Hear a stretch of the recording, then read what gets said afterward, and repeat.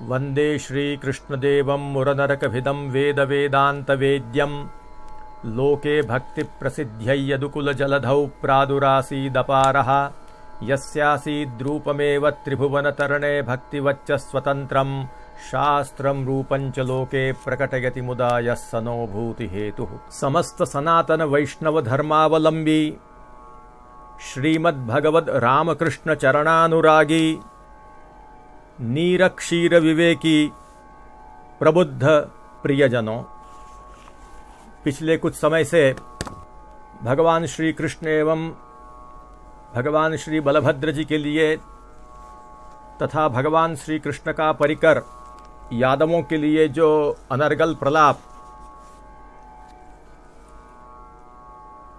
कथित कथाकार के द्वारा हुआ है, उस संदर्भ में बहुत ही कोलाहल हो रहा है। आज इतने दिनों के बाद भी लोगों के हृदय में शांति प्राप्त नहीं हो रही है, क्योंकि हमारे आराध्य के विषय में ऐसे उनका अपकर्ष द्योतक कथन सुनकर लोगों की भावना बहुत आहत हुई है। लोगों की धार्मिक भावना बहुत ही आहत हुई है और लोग बड़े ही दुखी हैं। ये ऐसा विषय नहीं है कि क्षमा याचना करने से भी इसके दुष्परिणाम दूर हो जाएं। जो सामान्य कक्षा के लोग हैं, उनके मन में इन सब बातों के द्वारा बहुत बड़ी असंभावना, विपरीत भावना उत्पन्न हुई है। बहुत उनका हृदय दुखी है कि क्या जिनको हम हमारे आराध्य मानते हैं, भगवान श्री कृष्ण, भगवान श्री बलराम जी, क्या उनका स्वरूप ऐसा है? क्या ऐसा हो सकता है? ऐसी बात सुनकर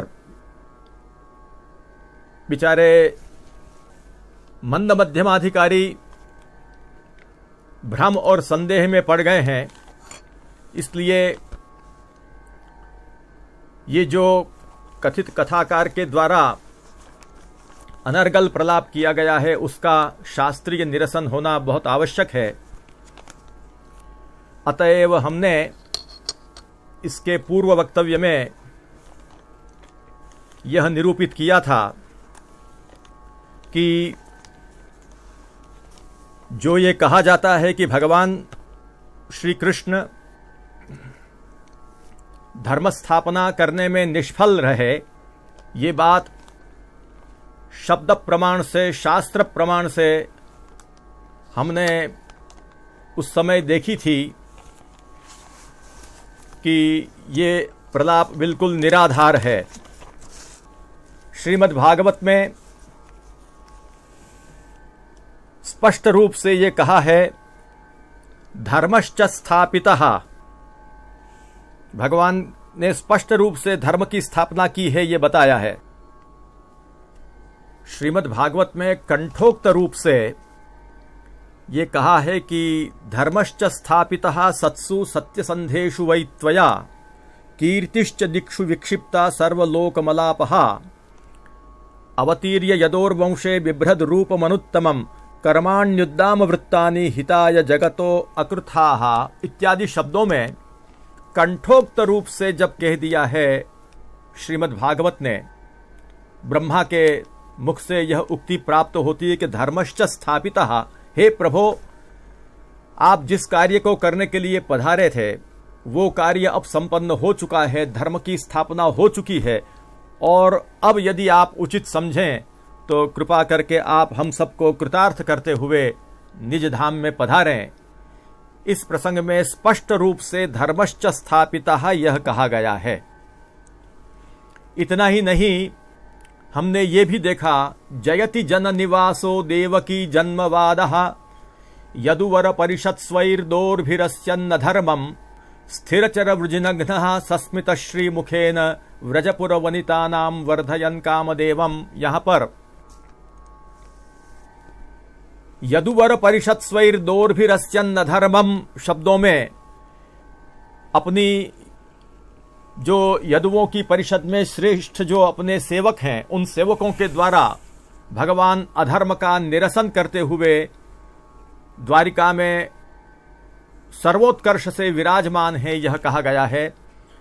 इसलिए अधर्म निवृत्ति भी आप कर रहे हैं द्वारिका में, यह बात सिद्ध होती है। और धर्मश्च स्थापितः, यह स्पष्ट रूप से जब भागवत में कहा है, तब ऐसे प्रलापों का कहां स्थान रहता।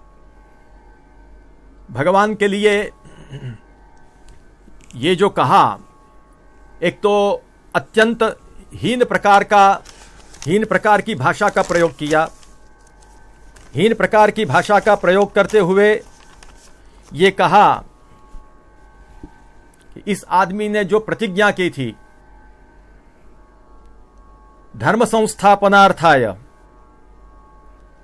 सारे संसार में धर्म स्थापना के लिए, मानो कोई लौकिक व्यक्ति हो, उसके लिए अपन बोलते हैं कि टूट गया, द्वारिका में धर्म स्थापन न कर सका। श्री कृष्ण शरणम मम। द्वारिका में धर्म स्थापन न कर सका, तू तड़ाक से बात की, भगवान की मर्यादा का अनुसंधान नहीं रखा है। और ये जो कहा कि धर्म संस्थापना के लिए टूट गए, भगवान टूट गए, उनको ये याद होना चाहिए कि भगवान तो अक्लिष्ट कर्मा हैं। कृष्णम अक्लिष्ट कर्माणम अनेक जगह पर शास्त्रों में बताया है। अपनी एक इच्छा मात्र में कोटि कोटि ब्रह्मांडों का निर्माण करना, कोटि कोटि ब्रह्मांडों का पालन करना, कोटि कोटि ब्रह्मांडों का संहार कर लेना, विलीन कर देना, अपने आप में ये भगवान के लिए बहुत ही छोटा सा खेल है। इसलिए शास्त्रज्ञ लोगों को मालूम है कि भगवत तत्व का प्रतिपादन करने के लिए जब ब्रह्म का लक्षण प्रतिपादित किया जाता है तो यतो वा इमानि भूतानि जायन्ते येन जातानि जीवन्ति यत् प्रयन्ति इत्यादि रूप से जगत जन्मादि कर्तृत्व जो भगवान का बताया जाता है कि अरे भगवान ऐसे हैं कि जो जगत को प्रकट करते हैं, जगत को धारण करते हैं, जगत का पालन करते हैं, और जब इच्छा होती तब जगत को अपने में समा लेते हैं इत्यादि वर्णन करके भगवान का महात्म्य जो शास्त्रों में, वेदादि शास्त्रों में प्रतिपादित किया गया है। वेदों में जो सृष्टियादि वाक्य हैं, वो जो महात्म्य उनका प्रतिपादित किया गया है, वो भी यथा कथंचित महात्म्यम तस्य सर्वत्र वर्ण्यते। यथा कथंचित उनके महात्म्य का वर्णन है। वस्तुतः भगवान कोटि कोटि ब्रह्मांडों को प्रकट कर लेते हैं, पालन करते हैं, संहार करते हैं, ऐसा कहने पर भी उनका कोई महात्म्य व्यक्त नहीं होता है। इससे भी इतना अनंत गुना आपका महात्म्य है कि उस अनंत गुने महात्म्य के आगे भगवान के लिए ये कहना भी बहुत कम है। ये तो एक सामान्य दृष्टि से हम जैसे जीवों को समझने के लिए वेदों में सृष्टि आदि वाक्यों को वहां पर प्रतिपादित किए गए हैं। इसीलिए महाप्रभु जी ने दृष्टांत दिया है, यथा महाराजाधिराजस्य चलितुम ज्ञानमिव। कोई महाराजाधिराज है और उसको कहे कि अब उनको चलना आ गया है, बहुत अच्छा, वो चल सकते हैं। अरे ये कोई बात हुई उनके लिए? उसी प्रकार से ब्रह्म के लिए जितना भी महात्म्य श्रुतियों में प्रतिपादित किया गया है, भागवत आदि में प्रतिपादित किया गया है, वो सब मिला लें तो भी ब्रह्म के यथार्थ महात्म्य को, उनके सामर्थ्य को कोई वर्णित कर नहीं सकता। ये तो एक थोड़ा सा निदर्शन मात्र किया गया है। तो ऐसे ब्रह्म के लिए, ऐसे परब्रह्म पूर्ण पुरुषोत्तम श्री कृष्ण के लिए, क्योंकि कृष्ण कौन है? कृष्णस्तु भगवान स्वयं। और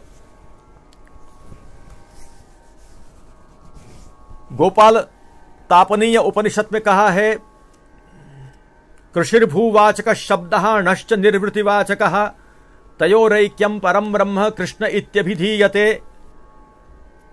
अभी ज्यादा विस्तार करने का समय नहीं है। कृष्ण माने सदानंद और दूसरे शब्दों में कृष्ण माने परब्रह्म। कृष्ण शब्द का यही मुख्य अर्थ है। कृष्ण माने परब्रह्म, कृष्ण माने भगवान। बड़े बड़े देवताओं और ऋषियों से लेकर आपामर व्यक्ति तक जो भगवान भगवान भगवान सब लोग बोलते हैं, वो भगवान शब्द कहां संगत होता है? कृष्णस्तु भगवान स्वयं, कृष्ण भगवान है। एते चांश कला पुंसः कृष्णस्तु भगवान स्वयं, स्वयं भगवान जो है वो भगवान के रूप में जो इनको हम बोलते हैं, कहते हैं, वे श्री कृष्ण हैं। श्री कृष्ण ही भगवान है। कृष्णस्तु भगवान स्वयं। इसके पहले श्रीमद् भागवत के प्रथम स्कंद में जो भी अवतारों का वर्णन आया, उसके लिए कहा गया कि एते चांश कला पुंसः, ये तो पुरुष के अंश कला आदि हैं, परंतु कृष्ण तो साक्षात भगवान है। और भगवान ने, श्री कृष्ण ने भगवत गीता में भी स्पष्ट कर दिया, उत्तम पुरुषस्त्वन्यः परमात्मेत्युदाहृतः यो लोकत्रयमाविश्य बिभर्त्यव्यय ईश्वरः यस्मात् क्षरमतीतोऽहम् अक्षरादपि चोत्तमः अतोऽस्मि लोके वेदे च प्रथितः पुरुषोत्तमः। और आगे भी कह दिया, यो मामेवमसम्मूढ़ो जानाति पुरुषोत्तमं स सर्वविद् भजति मां सर्वभावेन भारत। तो यो मामेवमसम्मूढ़ो जानाति, जो असम्मूढ़ है वो मुझे पुरुषोत्तम के रूप में जानता है। जो मूर्ख नहीं है वो मुझे पुरुषोत्तम के रूप में जानता है। तो ऐसे भगवान के लिए ये कहना कि धर्म की स्थापना करते करते वो टूट गए, अरे भगवान तो अखंडित हैं। धर्म की स्थापना करना उनके लिए कौन सी बड़ी बात है? जो स्वयं ही धर्म स्वरूप हैं, उनके लिए धर्म की स्थापना करना कौन सी बड़ी बात है? कोटि कोटि ब्रह्मांडों का विरचन करना, स्थिति करना, उनका संहार करना, यह उनके लिए बहुत सामान्य बात है।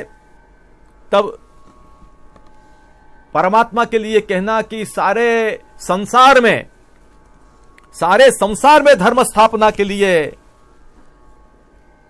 वे टूट गए, खंडित हो गए, कितना ये अनुचित प्रलाप किया गया है। ऐसा अनुचित प्रलाप करना अपराध रूप है भाई। ऐसा प्रलाप करते समय 1000 बार, लाख बार, करोड़ बार विचार करना चाहिए। कृष्ण तो अक्लिष्ट कर्मा है, और भगवान जो करते हैं उनकी लीला है अनायासेन हर्षात क्रियमाणा चेष्टा ही लीला। अनायास, उनको कोई आयास नहीं होता है। इसीलिए श्रीमद् भागवत में यह कहा है कि क्व शोक मोहौ स्नेहो वा भयम वा ये अज्ञ संभवाः क्वचा खंडित विज्ञान ज्ञानैश्वर्यस्त्वखंडितः। शाल्व ने भगवान के आगे अपनी माया दिखाई। भगवान के पितृचरण श्री वसुदेव जी को मानो वो उनको पकड़ के ले आया है और उनका अपराध कर रहा है इत्यादि दिखाया। कुछ क्षण के लिए भगवान ने मानुष नाट्य करते हुए मानो वो व्यामोहित से हो गए हों, ऐसा आपने दर्शन करवाया। लेकिन वो आसुरी जनों को व्यामोहित करने के लिए भगवान ने ऐसा दर्शन करवाया। वास्तव में श्रीमद् भागवत में स्पष्ट रूप से वहां पर कहा है कि क्व शोक मोहौ स्नेहो वा भयम वा। शोक मोह स्नेह भय आदि ये सब तो अज्ञ संभवाः, जो अज्ञ लोग हैं उनको ये सब होते हैं। ये तो भगवान है भाई। त्वचा खंडित विज्ञान ज्ञानैश्वर्यस्त्व खंडितः।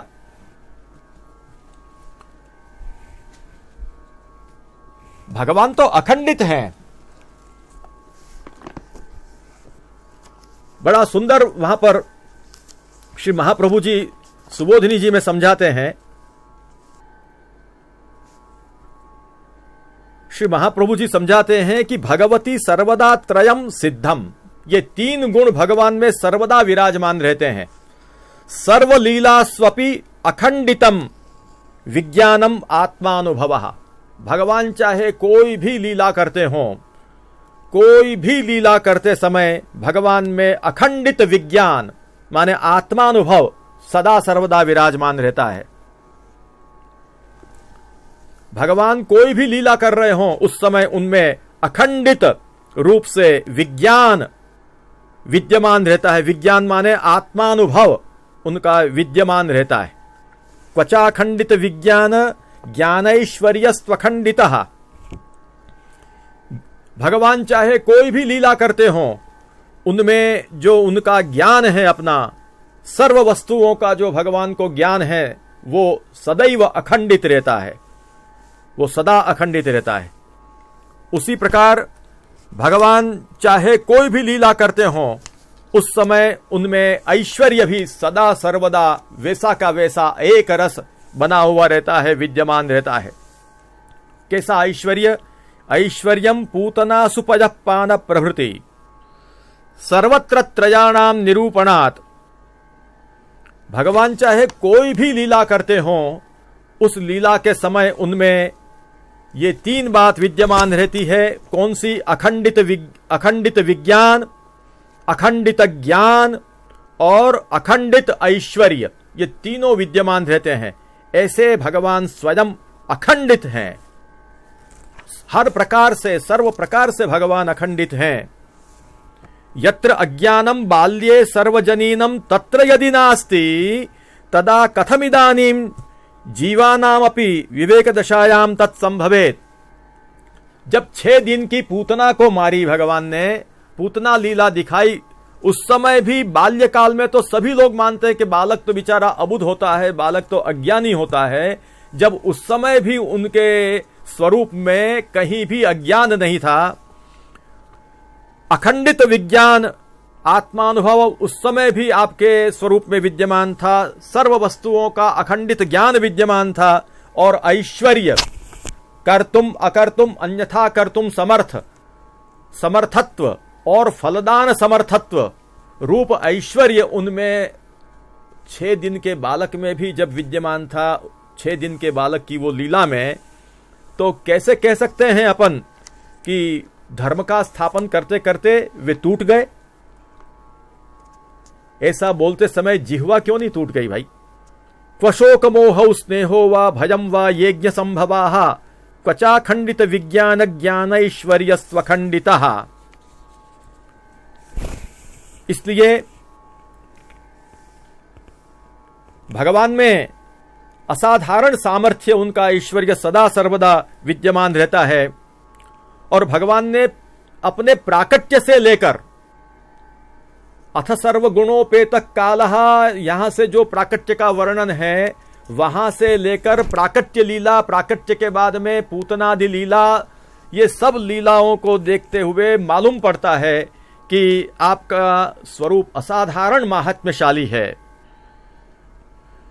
पारिजात हरण गोवर्धनोद्धारण कालीय दमनादीनि पामराणामपि माहात्म्य ज्ञापकानि चरित्राणि सन्ति। अतः सर्वथा अस्मिन् अवतारे केनाप्यंशेन अज्ञानादि कथनम बाधित विषयमेव। श्री महाप्रभु जी समझाते हैं कि कृष्णावतार में, क्योंकि कृष्णावतार मैंने पहले ही बताया कोई अंश कला आदि अवतार नहीं है। कृष्णस्तु भगवान स्वयं इति शास्त्र पर्यालोचनया तदनुगुणाः एव धर्माः वक्तव्याः। जब ये स्वयं भगवद अवतारी स्वयं जब अवतार लेकर पधारे हैं, तब तदनुगुण उनके जो धर्म है वो बोलने चाहिए। इसके विपरीत यदि कोई बात आती है तो वो कैसे टिक सकती है? भगवान ने 6ठे दिन से ही अपना सामर्थ्य बताना शुरू कर दिया। मृत्स्ना भक्षण के समय अपने मुख में पूरा ब्रह्मांड का दर्शन करवाया। यशोदा क्रोड़े स्थितोपि सर्व जगदाधारः, श्री महाप्रभु जी तत्वदीप निबंध में समझाते हैं।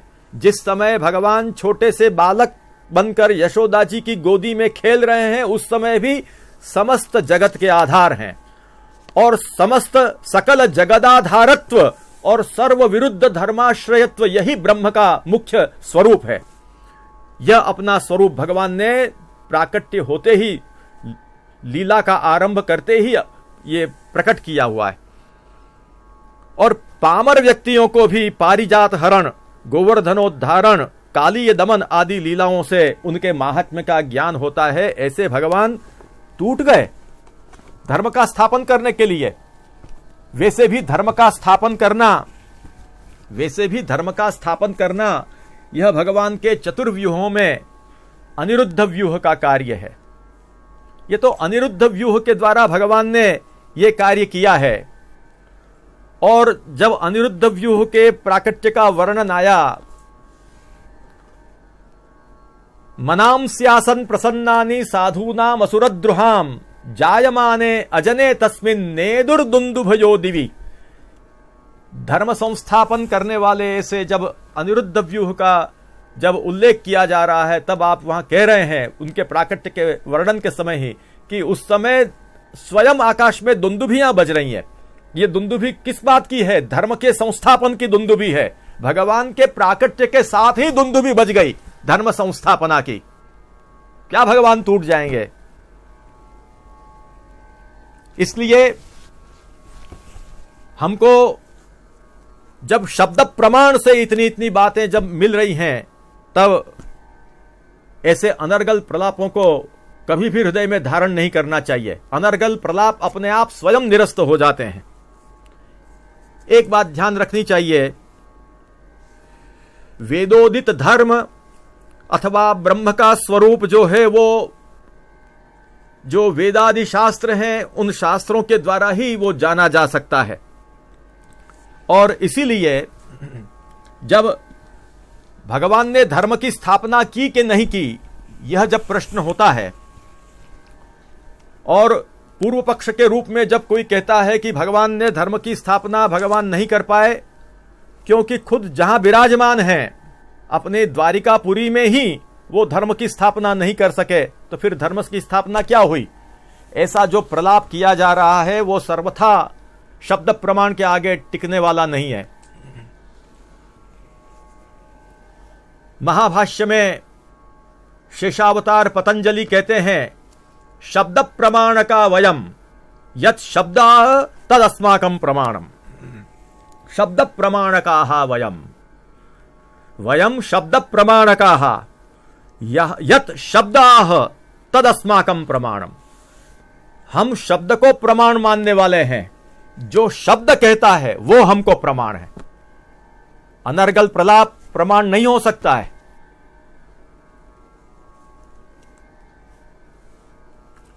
इसीलिए कोई भी तत्व का निर्णय करने के लिए मानाधीना मेय सिद्धि, इस सिद्धांत के अनुसार प्रमाणों से ही प्रमेय की सिद्धि हो सकती है। महाप्रभु जी ने इसीलिए ब्रह्म के विषय में, भगवान के विषय में, क्योंकि भगवान को हम अपनी इंद्रियों से ग्रहण नहीं कर सकते हैं, वहां और प्रमाण भी नहीं चल सकते हैं, इसलिए ब्रह्म के विषय में जो कुछ भी बात करनी हो, ब्रह्म के विषय में जो कुछ भी सिद्धांत निर्णीत करना हो, उसमें शब्द प्रमाण की ही आवश्यकता रहती है। इसलिए श्री महाप्रभु जी ने कहा, शब्द एव प्रमाणम वेदाः श्रीकृष्ण वाक्यानि व्यास सूत्राणि चैव हि समाधि भाषा व्यासस्य प्रमाणम तच्चतुष्टयम्। ब्रह्म के निर्णय के लिए, ब्रह्म तत्व के निर्णय के लिए वेद, श्री कृष्ण वाक्यानि माने भगवान के वचनामृत भगवत गीता, तत्वसूत्र माने श्रुतियों में जहां पर संदेह आ रहा है, अन्यत्र भी गीता आदि वचनों में जो संदेह आ रहा है, श्रुतियों में, गीता आदि में, उसके निर्णय के लिए प्रवृत्त जो भगवत गीता, वो भगवत गीता, और सर्व संदेह निवारक श्रीमद् भागवत जो कि समाधि भाषा है व्यास की, ये समाधि भाषा, ये चार प्रमाण के आधार पर सब चर्चा करनी चाहिए। और अन्य जितने भी प्रमाण हैं वो सब एतद अविरोध से होना चाहिए। अविरुद्धं तु यत्तस्य प्रमाणं तच्च नान्यथा एतद विरुद्धम यत्सर्वं न तन्मानं कथंचन। इससे विरुद्ध जो कुछ भी बात होगी वो प्रमाण रूप नहीं मानी जाएगी। इससे अविरुद्ध जो बात होगी वही प्रमाण के रूप में मानी जा सकती है, क्योंकि सर्वप्रथम तो वेद हैं। महाप्रभु जी ने भी आज्ञा की कि शब्द एव प्रमाणम। शब्द एव प्रमाणम माने क्या? अलौकिक ज्ञापक जो शब्द है वो प्रमाण। ऐसे अनर्गल प्रलाप रूप जो शब्द हैं, अनर्गल प्रलाप के रूप में प्रयुक्त जो शब्द हैं वो प्रमाण नहीं होंगे। परंतु अलौकिक ज्ञापक जो शब्द है, वेदादि शास्त्रों के जो शब्द हैं, वो प्रमाण होंगे। तो स्पष्ट रूप से कहा कि धर्मश्च स्थापितः सत्सु सत्य संधेषु वै त्वया। तो कैसे ये बात कोई भी व्यक्ति को समझ में आएगी? ऐसे अनर्गल प्रलाप करने से जो समझदार लोग हैं वो नहीं मान सकते हैं। सत प्रमाणैश्च पंडिताः, पंडितों को कोई बात संतोष करानी हो, उनके गले उतारनी हो तो सत प्रमाण से वो बात बतानी चाहिए। सत प्रमाणैश्च पंडिताः, अनर्गल प्रलाप से कुछ नहीं होता है। और भगवान के लिए यह आदमी, इस आदमी ने जो प्रतिज्ञा की, यह आदमी सारे संसार में इत्यादि प्रयोग किया, श्री कृष्ण शरणम मम। क्या यह अनर्गल प्रलाप है? कृष्ण आदमी है। अन्य मतांतरों में, अन्य जो अर्वाचीन मतांतर हैं,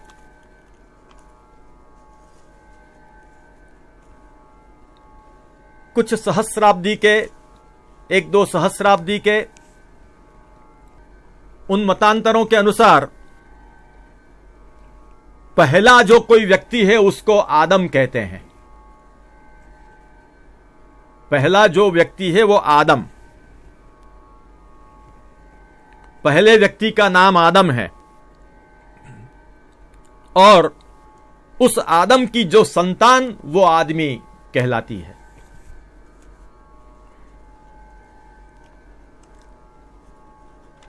मूर्खता की पराकाष्ठा है ये जो मतांतर प्रतिपन्न जो आदम और आदमी की व्याख्या है, उसको यदि देखें तो भगवान श्री कृष्ण तो ऐसे आदमों के भी बाप के बाप के बाप के बाप के भी बाप के भी बाप। भगवान क्या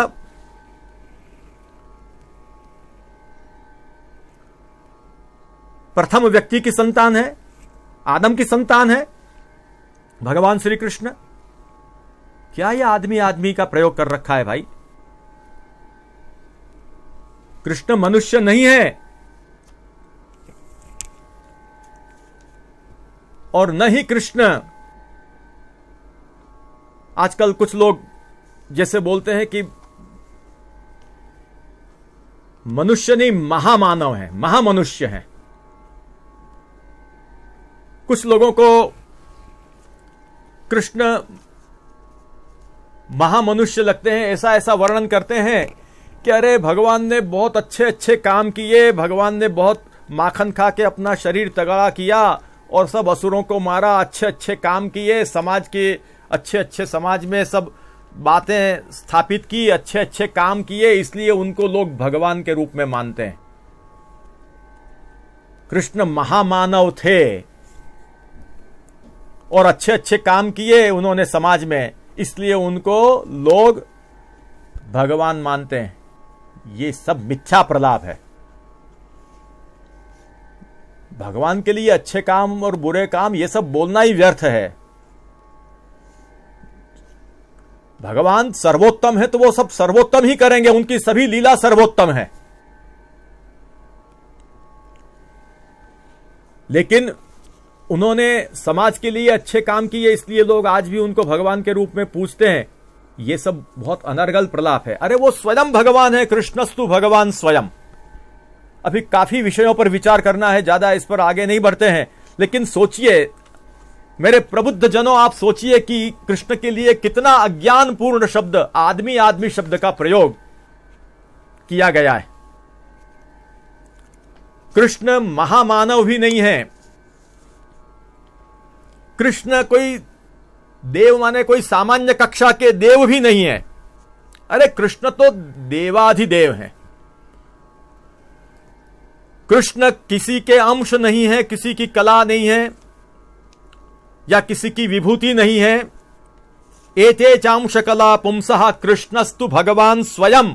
इंद्रारिव्याकुलम लोकम रड़यंति युगे युगे। स्पष्ट रूप से कहा है कि पुरुष के विष्णोस्तु त्रीणि रूपाणि इत्यादि में जो पुरुष का स्वरूप बताया है, प्रथमम महतः सृष्टु इत्यादि रूप में, वो सब पुरुष के स्वरूपों का पहले तो अवगम करना चाहिए, नारायणादि भगवान के रूपों का अनुगम करना चाहिए और समझने का प्रयास करना चाहिए कि कृष्ण कौन है।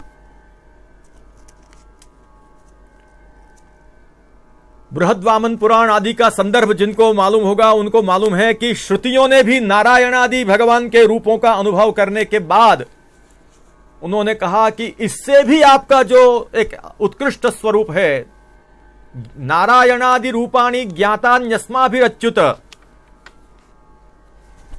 हमने आपके नारायण आदि रूप तो बहुत देख लिए, लेकिन हमको पुराविद लोग जो आपका अत्यंत रसात्मक जो स्वरूप बताते हैं उसका दर्शन कराइए। श्रुतियों ने साक्षात वेद की ऋचाओं ने कहा कि नारायणादि रूपाणि ज्ञातान्यस्माभिरच्युत सगुणम ब्रह्म सर्वेदम वस्तु बुद्धिर्न तेषु नः ब्रह्मेति पठ्यते स्माभिर यद्रूपम निर्गुणम परम वाङ्मनो गोचरातीतम ततो न ज्ञायते तु यत् आनंदमात्रमिति यद वदन्ति ह पुराविदः तद्रूपम दर्शयास्माकं यदि देयो वरोहिनः। आपके नारायणादि रूप तो हमने बहुत देख लिए, परंतु हम श्रुतियां जो आपके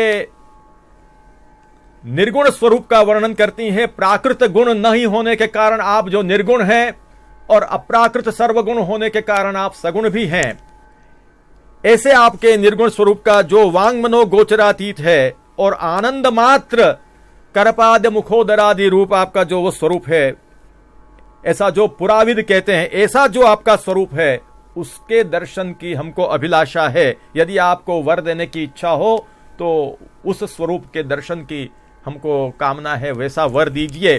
तो भगवान का तो कृष्ण का ये स्वरूप है। इसलिए एते चांश कला पुंसः कृष्णस्तु भगवान स्वयं, ऐसे श्री कृष्ण के लिए ये कहना कि भगवान धर्म की स्थापना करते करते मानो थक गए हैं। कहां से ये स्वप्न आया, क्या आया, कोई कह गया, कान में कह गया भाई, कोई सपना आया, सपने में देखा भाई तुमने कि भगवान टूट गए, अखंडित जो भगवान है, परब्रह्म है, वो टूट गए।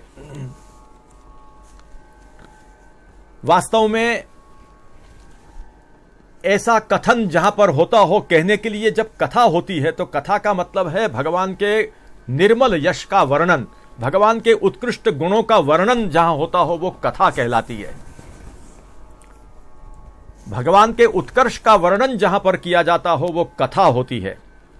लेकिन बहुत शांत चित्त से समझदार लोग, प्रबुद्ध लोगों को विचार करना चाहिए कि यदि कथा में भगवान के अपकर्षद्योतक शब्दों का प्रयोग और अपकर्षद्योतक बातों का निरूपण किया जाए तो ये कथा क्या भगवान का उत्कर्ष करने वाली है, कहने वाली है?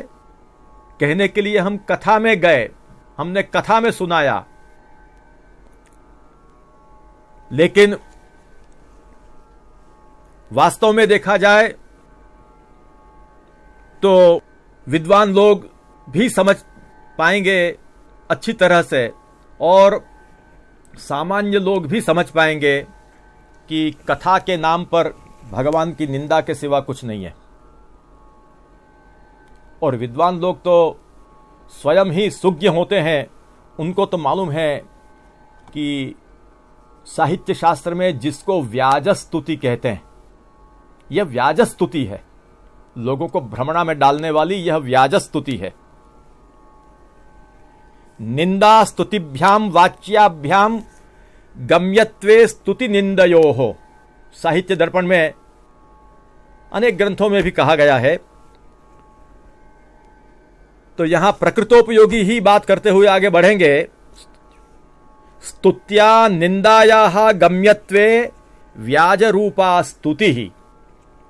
जहां पर की जाती हो ऐसा लगता यह है कि भगवान की प्रशंसा की जा रही है, पर देखने पर मालूम पड़ता है कि यहां तो निंदा ही निकल रही है। कहने के लिए भगवान की कथा है, कथा में कहने के लिए यह कहा जाएगा कि अरे भगवान के एक वाक्य को सुनने के लिए हजारों वर्षों की तपस्या करने वाले ऋषि मुनि कहां कहां से, दिशा दिशाओं में से जब भगवान का शब्द, भगवान एक शब्द बोलने वाले होते हैं तो लोग चले आते हैं भगवान को सुनने के लिए। परंतु भगवान के परिवार का कोई भगवान का सुनता नहीं है। भगवान की प्रशंसा आई कि भगवान के शब्द कितने दुर्लभ हैं कि बड़े बड़े ऋषि मुनि अपने तप की साधना को छोड़कर जहां भगवान कुछ बोलने वाले होते हैं वहां दौड़ते चले आते हैं।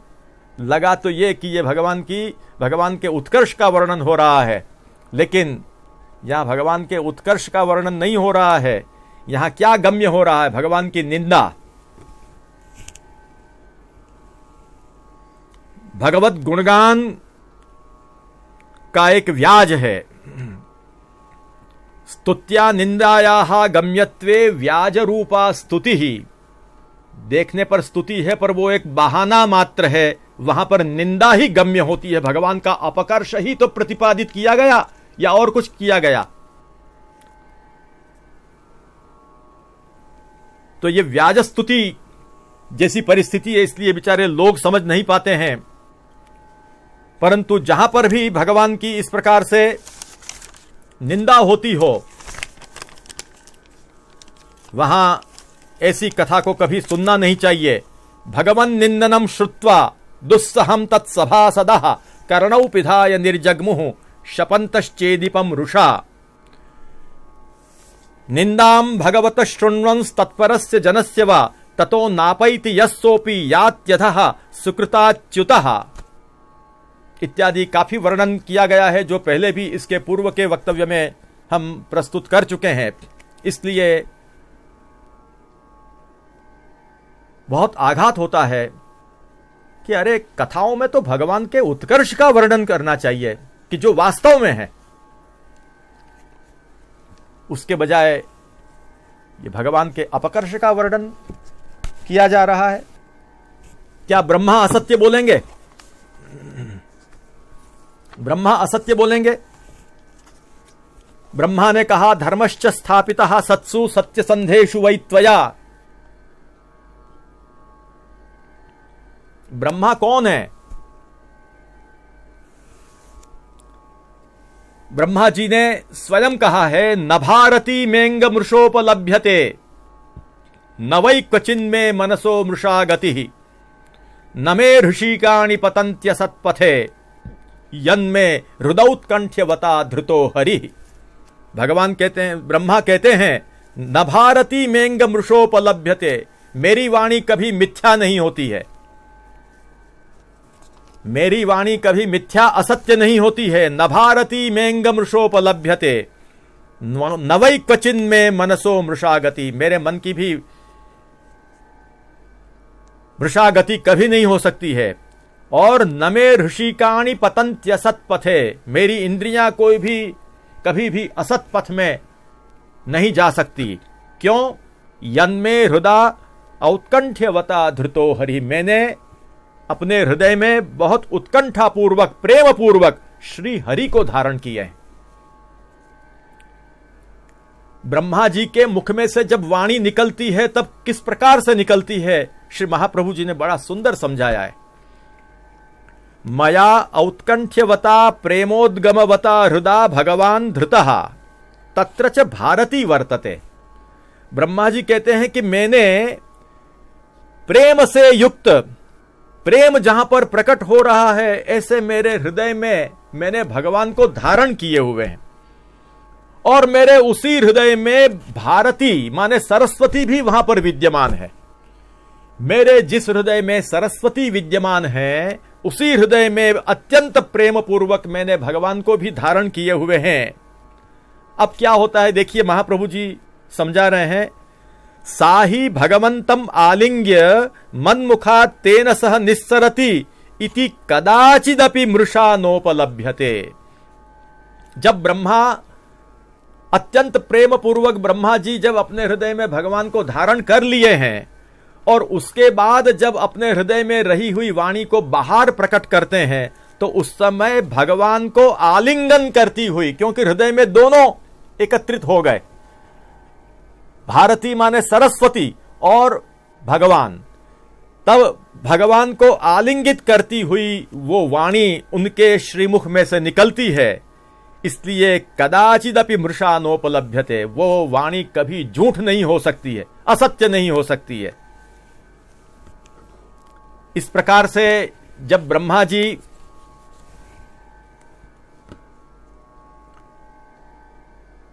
कभी असत्य नहीं बोलते हैं, वे ब्रह्मा जी जब कह रहे हैं धर्मश्च स्थापितः सत्सु सत्य संधेषु वै त्वया, आपने धर्म की स्थापना कर ली है, आप कर चुके हैं। यदि द्वारिका में धर्म की स्थापना नहीं हुई होती तो ब्रह्मा जी कहते कि महाराज 125 वर्ष आप भूतल पर विराजे हैं, आपने सारे जगह पर धर्म स्थापन करने के लिए बहुत श्रम लिया है, और इतना होते हुए भी द्वारिका में जहां आप विराज रहे हैं वहां तो अभी धर्म की स्थापना हुई नहीं है। इसलिए कृपानाथ, आप अभी द्वारिका में धर्म की स्थापना करना जरूरी है, इसलिए उस कार्य को करिए और उसके बाद जब आप उचित समझे तब आप निज धाम में पधारिए। ऐसा नहीं कहा धर्मश्च स्थापितः वै निश्चयेन, आपने धर्म की स्थापना की, ये कहा है। इस शब्द प्रमाण के आगे अब ऐसे प्रलापों का क्या स्थान है। और यदुवर परिषद स्वैर दोर्भिरस्यन्न धर्मम, भगवान अपने यदुओं की परिषद में जो अपने उत्तम सेवक हैं उन सेवकों के द्वारा अपने बाहुओं से अधर्म का निरसन करते हुए वहां पर सर्वोत्कर्ष से विराजमान है, यह कहने के बाद तो अब वहां अधर्म है यह भी कहना बहुत गलत है। यदि वहां पर अधर्म होता तो सुखदेव जी इन वाक्यों का प्रयोग कर सकते। इसलिए यहां पर अभी आगे काफी कुछ प्रतिपादित करना है, लेकिन यहां पर इतना ही हम संकेत करना चाहते हैं और इस संकेत को सुग्धजन हृदय में धारण करें कि जहां कहीं पर भी ऐसा प्रतीत होता हो, व्यामोह होता हो, तो वहां समझ लीजिए कि वहां पर भगवान की वह आसुर व्यामोह करने वाली लीला है, असुरों को मोह कराने वाली लीला है, जो प्रभासी लीला में बहुत अधिक स्पष्ट होकर जानने को मिलती है। इसलिए भगवान ने जैसे धर्म रक्षा की, सत्पुरुषों की रक्षा की है, देवों का कार्य किया है, भूभार हरण किया है, ये सब जिस प्रकार भगवान की लीला है, उसी प्रकार भगवान की आसुर व्यामोहन यह भी भगवान की लीला है। और वहां पर जो मोह होता है वो माया के कारण होता है। और इतना भी हम समझ लें, सुग्धजन ये समझ लें कि ये जो मोह होता है भगवान में लौकिकत्व की बुद्धि होती है, वो भी असुरों को ही होती है, सार्वधिकतया उनको यह बुद्धि होती है, क्योंकि असुरों के लिए ही वो लीला की जाती है। क्योंकि दौर्लभ्याच्चैव मोक्षस्य, मोक्ष अत्यंत दुर्लभ है, उस मोक्ष की दुर्लभता को बराबर बनाए रखने के लिए, अनधिकारियों को मुक्ति से दूर रखने के लिए भगवान ऐसी व्यामोहिका लीला करते हैं। इसलिए कभी भी यह नहीं समझना चाहिए कि द्वारिका में अधर्म था। इसकी विशेष चर्चा आगे यथा समय की जाएगी, परंतु यहां पर हम यही कहना चाहते हैं कि कंठोक्त रूप से यहां पर स्पष्ट प्रतिपादन किया गया है कि यदुवर परिषद स्वैर दोर्भिरस्यन्न धर्मम। अब हम सुज्ञ जनों को और एक सामान्य जिनको ज्यादा शास्त्रों का परिचय नहीं है उनको भी हम विचार करने का कहें कि आप भी शांत चित्त से विचार करिए कि क्या भगवान धर्म स्थापन करने में निष्फल हो गए? भगवान धर्म स्थापन करने में निष्फल हो गए? मैं सुज्ञ जनों को और हमारे जो सीधे सरल जो लोग हैं जिनको ज़्यादा शास्त्रों का काम नहीं पड़ा है, उन लोगों के लिए भी मैं कहूँगा कि सुज्ञजन तो समझ ही जाएंगे, स्वयं समझते ही हैं, लेकिन मैं जो सामान्य जनता है, जो बेचारी भोली भाली जनता, जो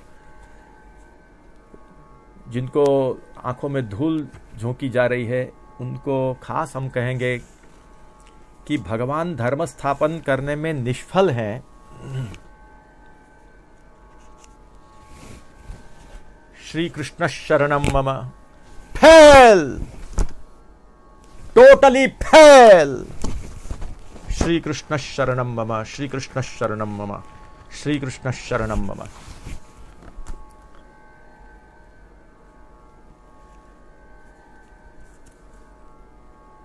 इसका क्या मतलब होता है? भगवान को फेल बताने का क्या मतलब होता है? इसका मतलब ये है, कहने का तात्पर्य ये सिद्ध होता है कि धर्म स्थापन करने में निष्फल गए, अर्थात भगवान के अवतार का प्रयोजन सिद्ध नहीं हुआ। भगवान का इस धरातल पर, भूतल पर जो अवतरण है, वो अवतरण ही निष्फल हो गया। कृष्णावतरण ही इस धरातल पर निष्फल हो गया, यह इसका तात्पर्य निकलता है। और सीधे सीधे शब्दों में यही अर्थ निकलता है, क्योंकि भगवान जब कहते हैं कि धर्म संस्थापनार्थाय संभवामि युगे युगे, जब भगवान कहते हैं तो इसका मतलब यह है कि धर्म की स्थापना यदि नहीं हो सकी तो संपूर्ण रूप से धर्म की स्थापना जब नहीं हो पाई है, तो इसका मतलब यह होता है कि भगवान का अवतरण ही व्यर्थ है। कितना बड़ा आक्षेप है ये, कितना बड़ा आक्षेप, अपराध रूप यह आक्षेप है, कितना बड़ा आक्षेप है। अरे सामान्य रूप से देखा जाए, सामान्य रूप से देखा जाए तो भी, सामान्य रूप से देखने पर भी संस्कृत में एक कहावत है, प्रयोजनमनुद्दिश्य न मंदोपि प्रवर्तते। वास्तव में ये तो कहावत नहीं, परंतु यह भट्टाचार्य के द्वारा प्रतिपादित न्याय है। प्रयोजनमनुद्दिश्य न मंदोपि प्रवर्तते, जगच्च सृजतस्तस्य किन्नाम न कृतं भवेत्।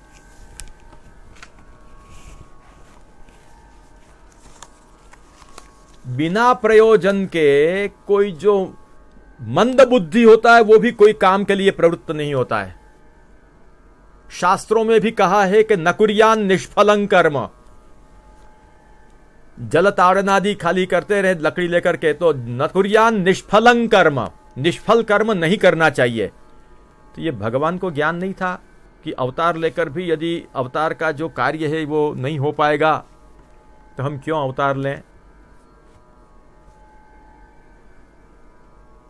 प्रयोजनम अनुद्दिश्य न मंदोपि प्रवर्तते, मंद बुद्धि जो होता है वो भी बिना कोई प्रयोजन के कोई कार्य करने के लिए प्रवृत्त नहीं होता है। वो भी जब कोई काम करने के लिए प्रवृत्त होता है तो उसमें कोई न कोई प्रयोजन उसमें रहता है, तब वो उसमें प्रवृत्त होता है।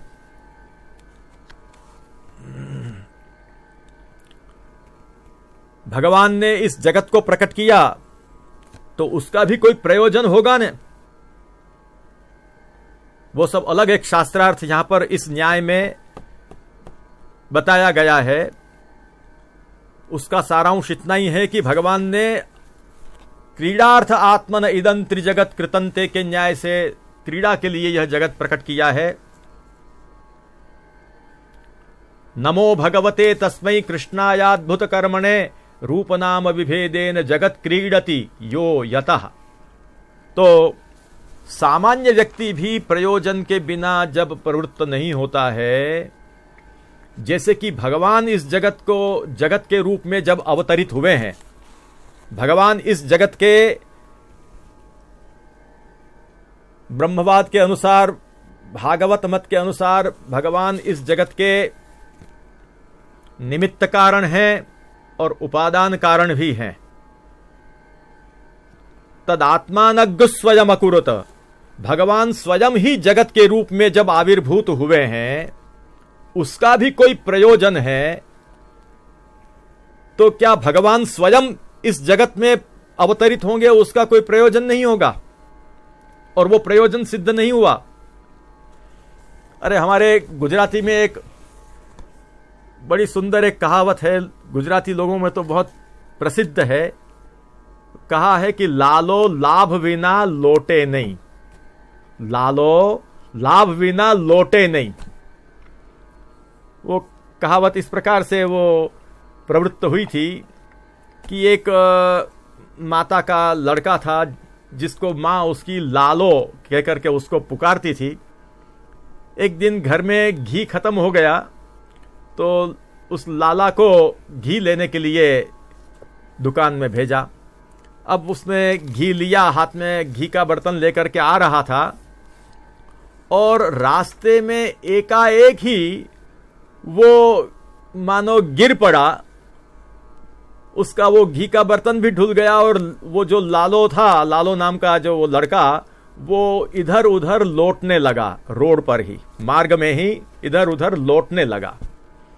इतने में किसी ने यह देखा तो जाकर के उसकी मां को कहा कि अरे भाई, तुम्हारा लाला तो गिर गया है, वहां मार्ग में लौट रहा है इधर उधर।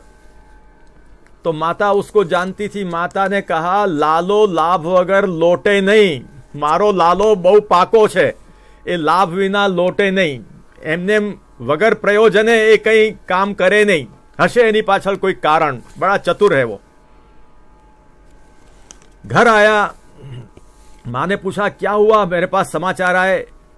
तब उसने कहा कि माता, मैं जब आ रहा था घी लेकर तो मैंने रास्ते में रुपयों से, सोना मोहर से भरी हुई एक गठरी वहां पड़ी हुई देखी। अब मैं वो मुड़ करके लेने जाऊं तो सब लोग मुझे देखेंगे, और मैं ले नहीं सकता था, इसलिए मैंने गिरने का नाटक कर दिया इधर उधर में, मानो मुझे बहुत तकलीफ हुई है। तकलीफ में मैं इधर उधर लौटने लगा, और वो लौटने में मैंने ये जो एक पुटरिया थी सोना मोहर की, वो मैंने ले लिए, लो ये मैं लेके आया हूं। तो कहने का मतलब, लालो लाभ विना लोटे नहीं। एक सामान्य व्यक्ति भी कोई प्रयोजन के बिना काम नहीं करता है, तो क्या भगवान के अवतार का कोई प्रयोजन ही सिद्ध नहीं हुआ? भगवान के अवतार का कोई प्रयोजन सिद्ध नहीं हुआ।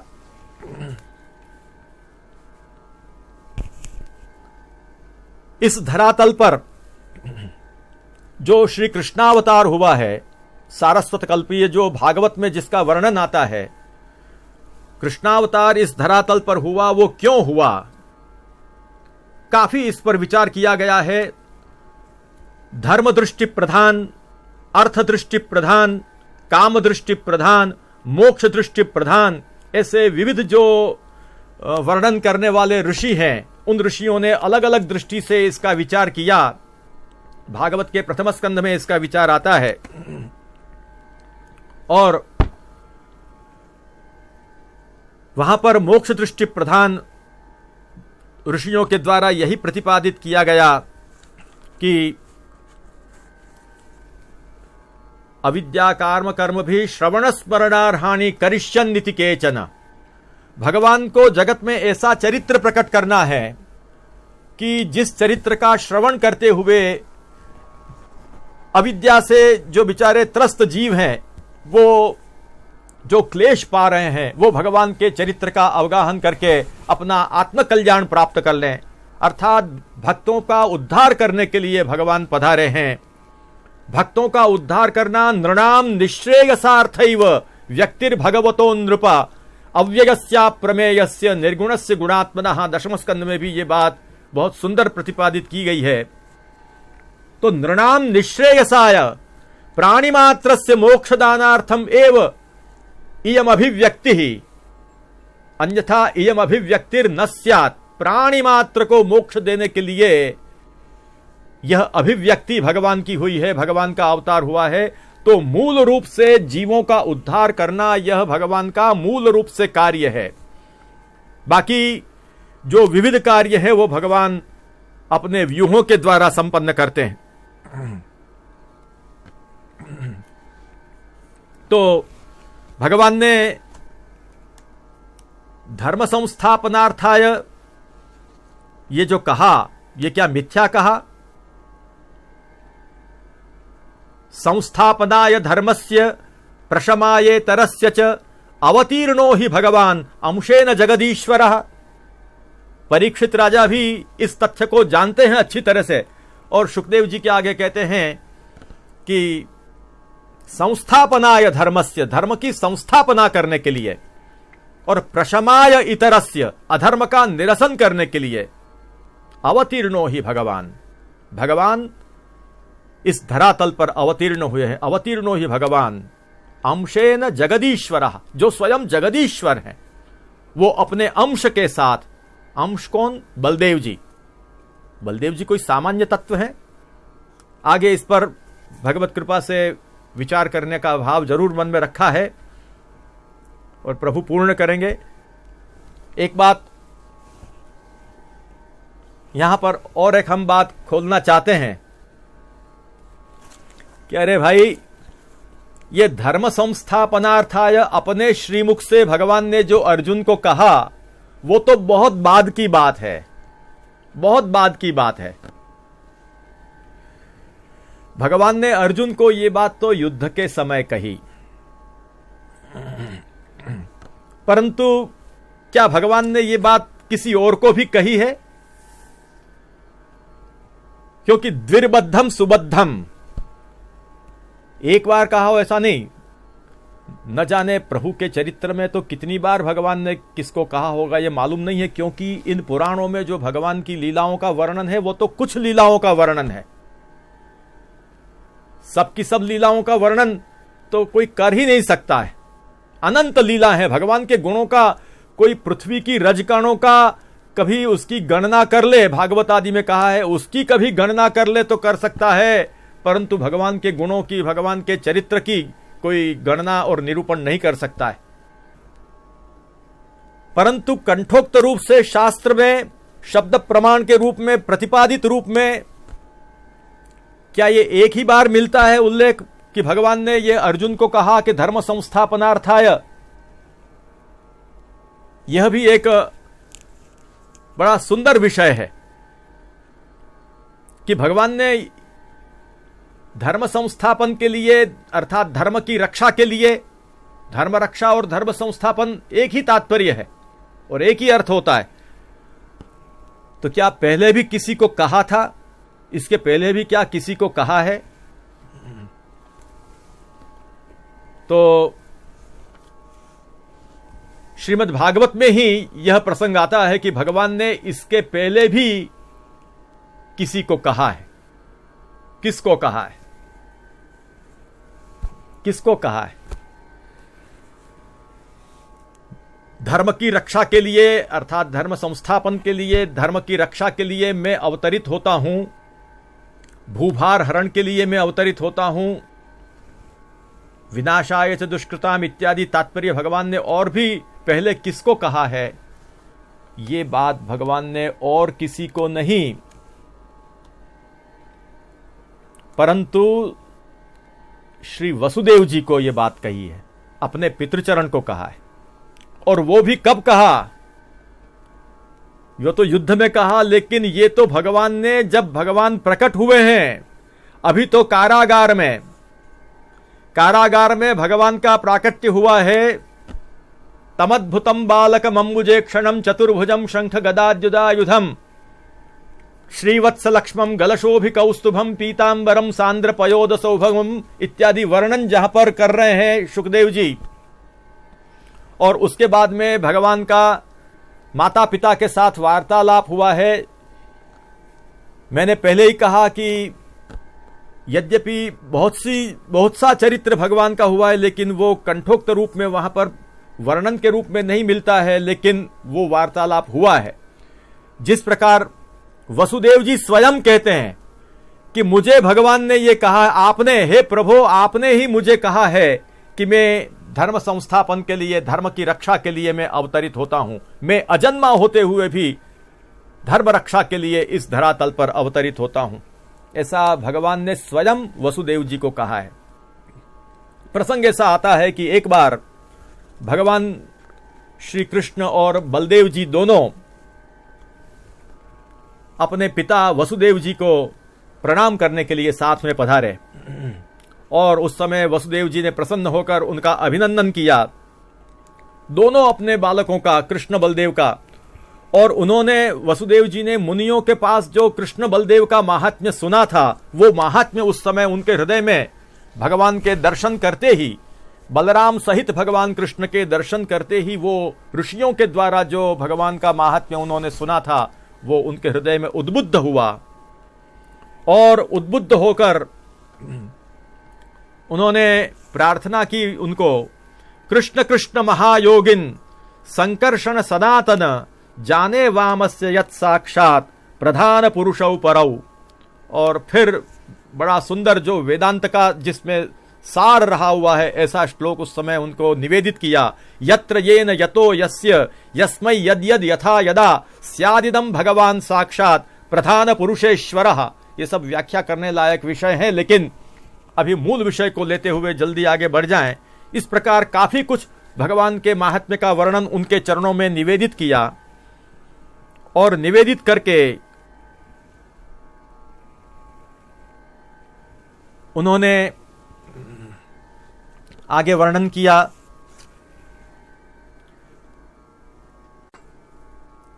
इस प्रकार वर्णन करते हुए आगे चलकर कहा, युवाम न सुतौ साक्षात प्रधान पुरुषेश्वरौ भूभार क्षत्र क्षपणे अवतीर्णौ तथात्थ। वसुदेव जी कृष्ण बलदेव को कह रहे हैं कि आप दोनों मेरे पुत्र नहीं हैं, परंतु आप भूमि के भार रूप क्षत्रियों का विनाश करने के लिए अवतार लिए हुए प्रधान पुरुषेश्वर हो। प्रधान पुरुषेश्वर हो अर्थात काल और पुरुषोत्तम हो। प्रधान पुरुषयोः ईश्वरौ, श्री महाप्रभु जी श्री सुबोधिनी जी में समझाते हैं, प्रधान पुरुषयोः ईश्वरौ काल पुरुषोत्तमौ। आप दोनों कौन हो? प्रधान और पुरुष, प्रकृति और पुरुष, इन दोनों के आप ईश्वर हो। ईश्वर किस रूप में हो? तो बलदेव जी का स्वरूप जो है वो कालात्मा बलदेव जी हैं। बलदेव जी काल स्वरूप हैं और भगवान कृष्ण ईश्वर हैं। ये दोनों जो है वो प्रधान और पुरुष के ईश्वर हैं। ऐसे आप दोनों ईश्वर हैं और भूतल का भार हरण करने के लिए आप यहां पर पधारे हो, ऐसा आपने ही मुझे कहा है। यह बात आपने ही मुझे कही थी। भूभार क्षत्र क्षपणे अवतीर्णौ तथा आत्थ ह। आपने ही मुझे ये बात बताई थी कि आप भूतल के भार का हरण करने के लिए, भूतल का जब भार हरण होता है तो अधर्म का निरसन होता है, तो उस कार्य के लिए आप दोनों प्रधान और पुरुष के ईश्वर रूप काल और पुरुषोत्तम ही आप स्वयं भूतल पर पधारे हो। प्रधान पुरुषेश्वरौ कहा, वासुदेव कलानंतः सहस्र वदन स्वराट। यहां पर बलदेव जी के स्वरूप का बड़ा सुंदर वर्णन है। अनंतः कालात्मा, संकर्षणो ही सहस्र वदनो वेदात्मा इत्यादि शब्दों में बड़ा सुंदर वहां पर प्रतिपादन किया गया है। इसलिए प्रधान पुरुषेश्वरौ माने प्रधान पुरुषयोः ईश्वरौ काल पुरुषोत्तमौ। क्रम से दोनों का लेने का है। बलदेव जी और कृष्ण के लिए बलदेव जी काल स्वरूप और भगवान पुरुषोत्तम स्वरूप, ये आप दोनों भूभार हरण के लिए पधारे हो, ये आपने ही हमको बताया था। ऐसा कौन कह रहे हैं? श्री वसुदेव जी कह रहे हैं। और इतना प्रतिपादन करने के बाद में आगे का भी उल्लेख कर रहे हैं। यहां पर महाप्रभु जी बड़ा सुंदर प्रश्न करते हैं, बड़ा सुंदर समझाते हैं कि भी भगवान ने ऐसा कहां कहा। कोई पूछे भागवत में कि भगवान ने वसुदेव जी को ऐसा कहा था, वसुदेव जी स्वयं कहते हैं, इसलिए इसका निषेध तो कर नहीं सकते हैं। तथा आत्थ, इस प्रकार से आपने मुझे कहा, ये वसुदेव जी स्वयं कह रहे हैं। तब यदि हम कहें कि भी भागवत में इस प्रकार से भगवान ने वसुदेव जी को कहां कहा, ये यदि हम ढूंढने जाएंगे तो वो ढूंढने का कोई तात्पर्य नहीं है। भगवान के श्रीमुख पर भगवान ने ऐसा उनको कहा है, जब कह रहे हैं तो वो प्रमाण है। जैसे आपने कोई बात मुझे कही हो और मैं वो बात आपको कहूं कि आपने मुझे उस दिन ऐसा कहा था, तो फिर उसमें कोई संदेह नहीं होता है। इसी प्रकार वसुदेव जी स्वयं कृष्ण बलदेव को कह रहे हैं कि आप लोगों ने मुझे ये बात कही थी। श्री महाप्रभु जी समझाते हैं कि जिस प्रकार ततश्च शौरिर भगवत प्रचोदितः सुतम समादायस सूतिका गृहात् यदा बहिर्गन्तुमियेषतः यजा या योग माया जनि नंद जायया। यहां पर ततश्च शौरिर भगवत प्रचोदितः, भगवान के द्वारा प्रेरित होकर के वसुदेव जी लेकर के वहां पर निकले हैं, सुतम समादाय, भगवान को लेकर के। तो कहां ऐसा वर्णन आता है 10वें स्कंद के उस अध्याय के संदर्भ में, लेकिन यहां कंठोक्त रूप से कहा है कि भगवत प्रचोदितः। इस वाक्य से ही यह ज्ञान होता है कि भगवान की प्रेरणा प्राप्त करके अब वसुदेव जी भगवान को लेकर के गोकुल के लिए आप पधार रहे हैं। तो जिस प्रकार से उस वाक्य से ही यह तथ्य का ज्ञान होता है, उसी प्रकार से इस वाक्य से ही जब कह रहे हैं कि आपने मुझे कहा है, उस वाक्य से ही इसका ज्ञान हो रहा है कि भगवान के साथ कभी इनका ऐसा वार्तालाप हुआ है, भगवान ने उनको कभी ऐसा कहा है। इतना कहने के बाद में वसुदेव जी ने इस तथ्य पर भगवान को कहा कि प्रभु आपने मुझे ये भी कहा है। क्या कहा? सूति गृहे ननु जगाद भवानजो नौ संजज्ञ इत्यनुयुगम निज धर्म गुप्त्यै नाना तनूर गगनवद विदधज्जहासी को वेद भूम्न उरुगाय विभूति मायाम। यानी कि हे प्रभो, आपने तो प्रसूति गृह में, सूति गृह है, प्रसूति गृह में माने कारागृह में, जिस समय भगवान का प्राकट्य हुआ, प्रसूति गृह में ही हम दंपति को आपने कहा था कि मैं जो अजन्मा हूं, अजहा, मैं जो अजन्मा हूं, फिर भी मैं प्रत्येक युग में भक्तों के और धर्म के रक्षण के लिए अवतार ग्रहण करता हूं। यह भगवान ने वहां पर उनको कहा है। हे भगवान, आप आकाश की तरह शरीर ग्रहण करते हैं और उसका तिरोधान भी करते हैं। वास्तव में आप अनंत हैं, एक रस हैं। आपकी आश्चर्यमयी शक्ति का कोई पार नहीं पा सकता है। तो इस प्रकार से अर्जुन को बताया ऐसा नहीं, भगवान ने अपने प्राकट्य के समय में ही, कारागृह में ही, जिस समय वसुदेव जी के साथ में बातचीत हो रही है, उस समय ही भगवान ने उनको बताया था कि मैं इस प्रकार से इस कार्य के लिए प्रकट हुआ हूं।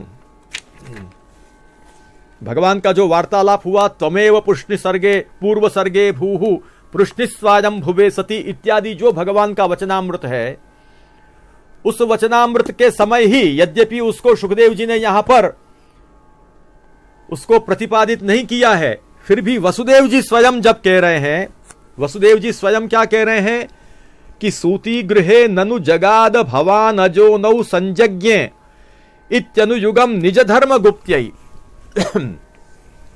क्या कहा भगवान ने? भगवान ने ये कहा कि, माने भगवान को वसुदेव जी क्या कह रहे हैं कि आपने क्या कहा? हे भगवान, अजहा माने कर्माधीन जन्म रहितोप्यहम।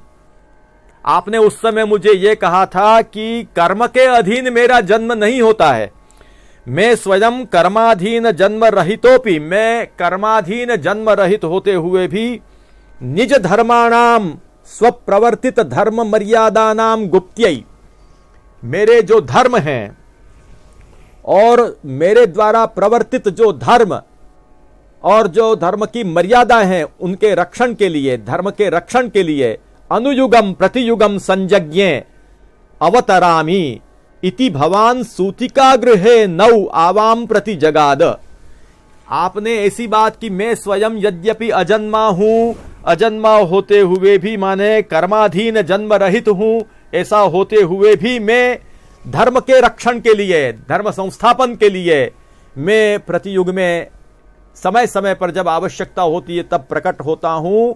ऐसा भवान सूतिका गृहे नौ आवाम प्रति जगाद, ऐसा आपने हमको स्वयं कहा है। अब विचार करिए कि भगवान स्वयं यदि कोई बात कहते हैं कि मैं इस काम के लिए आया हूं, मैं धर्म रक्षण के लिए आया हूं, तो धर्म के रक्षण के लिए जो भगवान स्वयं पधारे हैं, ये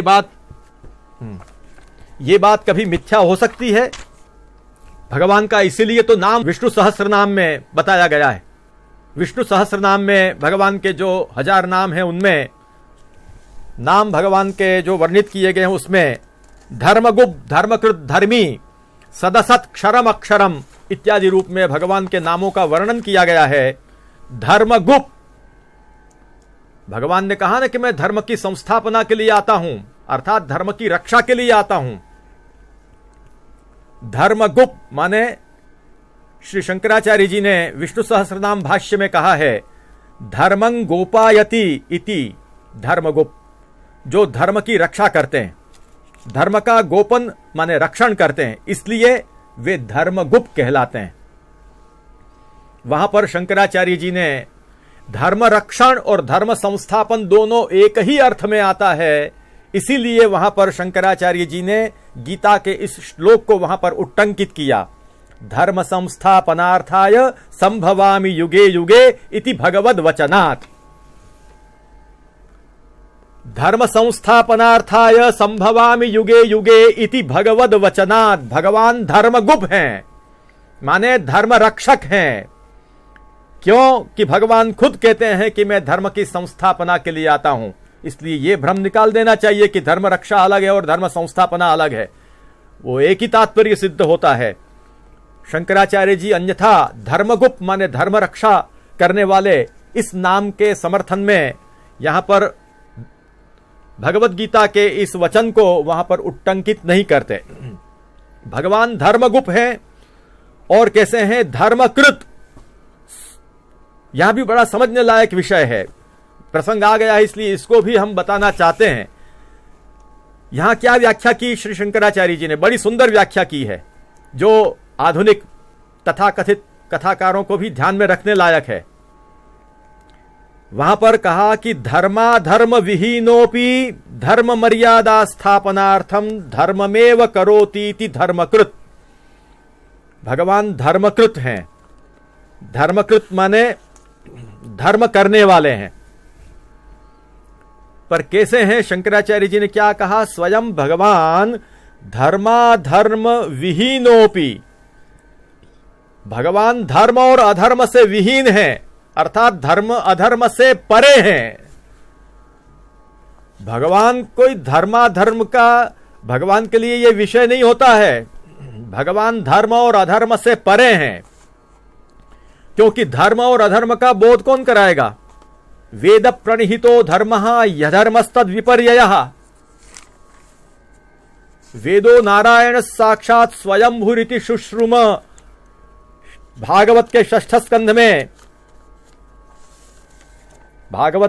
स्कंध में यमदूतों ने वर्णन किया है धर्म का अपनी दृष्टि से, तो उन्होंने वहां पर यही बताया कि वेद प्रणिहितो धर्मः, वेद के द्वारा जो करने की आज्ञा हो उसको धर्म कहते हैं, और वेद में जो करने का निषेध किया गया हो उसको अधर्म कहते हैं। और दूसरा ये कहा कि वेदो नारायण साक्षात स्वयंभू इति विश्रुम इति शुश्रुम। हमने ये सुना हुआ है बड़ों के मुख से कि वेद साक्षात नारायण है और स्वयंभू है, पौरुषेय नहीं है। किसी लौकिक व्यक्ति ने वेदों का निर्माण नहीं किया है। तो वेद कौन है? वेद स्वयं नारायण है। वेद जो है वो नियामक है। भगवान किसी से नियम्य नहीं होते हैं, भगवान किसी के नियोज्य नहीं है, नियम्य नहीं है भगवान। भगवान तो वेद के रूप में स्वयं नियामक है, दूसरों के नियामक है। वेद भगवान का शासन नहीं कर सकता, भगवान वेद द्वारा शासन कर रहे हैं औरों का। इसलिए विधि निषेध तो भगवान के लिए कोई विषय ही नहीं बनता है। भगवान स्वयं धर्माधर्म विहीन है और फिर भी धर्म मर्यादा की स्थापना के लिए स्वयं भी धर्म का आचरण करते हैं, इसलिए धर्मकृत हैं। और धर्मों को धारण करते हैं, इसलिए धर्मी भी हैं, उनको धर्मी भी कहा गया है। यहां स्वयं वसुदेव जी को कहा, इसलिए भगवान का इतना बड़ा जो अवतार का मूल जो एक अनेक प्रयोजनों में से एक प्रयोजन है, वो क्या कभी मिथ्या हो सकता है? वो कभी मिथ्या थोड़ी हो सकता है। और ये बात तो भगवान के प्राकट्य की चर्चा जहां पर नवम स्कंध में की गई है, भगवान का यह जो आशय है, यदा यदा ही धर्मस्य ग्लानिर्भवति भारत, ये बात भगवान के प्राकट्य के निरूपण के पहले ही नवम स्कंध में अष्टमस्तु तयोरासीत स्वयमेव हरिः किल सुभद्रा च महाभागा तव राजन पितामही इत्यादि जो वर्णन किया गया है कि देवकी के जो अष्टम जो पुत्र हैं, वो अष्टम पुत्र तो स्वयं हरि हैं। ये जब वर्णन किया गया तो वहां भी शुकदेव जी ने कहा, यदा यदेह धर्मस्य क्षयो वृद्धिश्च पाप्मनः तदा तु भगवान ईशः आत्मानं सृजते हरिः। ये वहां पर भी प्रतिपादन किया गया है। क्या प्रतिपादन किया गया? यदा यदा यदेह धर्मस्य क्षय, इह भूमौ, इस पृथ्वी पर जब जब धर्म का क्षय होता है और वृद्धिश्च पापमनः माने अधर्म की वृद्धि होती है, तदा तदा तु भगवान ईशः, तब तब भगवान ईश जो है वो श्री हरि, वो आत्मानं सृजते तदात्मानं सृजाम्यहम्। बिल्कुल वही बात भागवत में नवम स्कंध में भी प्रतिपादित की गई है। इस प्रकार से देखा जाए तो भगवान ने धर्म की स्थापना अपने अवतार काल में संपूर्ण रूप से की है, इसमें कोई प्रकार का संशय नहीं है। जैसे भगवान श्री राम के लिए प्रसिद्ध श्लोक है, रामो विग्रहवान धर्मः, स्वयं जो धर्म जो साक्षात मूर्तिमंत स्वरूप में है वही श्री राम है। उसी प्रकार भगवान कृष्ण भी साक्षात धर्म का मूर्तिमंत स्वरूप है। वे जहां पर विराजते हों वहां धर्म का कभी ह्रास हो सकता है, अधर्म कभी वहां झांकने की कल्पना भी नहीं कर सकता है। वो तो आगे देखेंगे अपन, क्योंकि महाभारत में जो वर्णन आया है, यतो धर्मस्ततो जयः, और ये भी वर्णन आया वहीं पर यतः कृष्णस्ततो जयः, यतो धर्मस्ततो जयः और यतः कृष्णस्ततो जयः। जहां पर धर्म है वहां पर जय है, जहां पर कृष्ण है वहां पर जय है। इसका मतलब क्या हुआ? कृष्ण और धर्म को एक ही बताया। यतो धर्मस्ततो जयः और यतः कृष्णः ततो जयः माने कृष्ण और धर्म एक स्वरूप हैं, माने भगवान कृष्ण भी विग्रह साक्षात धर्म का विग्रहवान स्वरूप है, यह सिद्ध होता है। जब ऐसी परिस्थिति है तो धर्म में, द्वारिका में अधर्म कहां से हो सकता है? पूरे व्याख्यान में वो जो अनर्गल प्रलाप है, वो आगे का प्रलाप तो कम लोगों ने सुना है, पर हमको कुछ सुनने को मिला। मीडिया पर से ही सुनने को मिला, लोगों ने जो रखा था वो हमको सुनने को मिला। उसमें आगे अंत तक एक ही बात कही गई है, द्वारिका में धर्म की स्थापना नहीं कर सके, द्वारिका में धर्म की स्थापना नहीं कर सके, द्वारिका में धर्म की स्थापना नहीं कर सके। और बहुत सी बातें ऐसी कही है कि जो कहीं हमारे भागवत आदि प्रामाणिक शास्त्र में, भागवत आदि में नहीं प्राप्त होती है। तो जहां पर साक्षात भगवान विराजमान हो वहां अधर्म आ कैसे सकता है?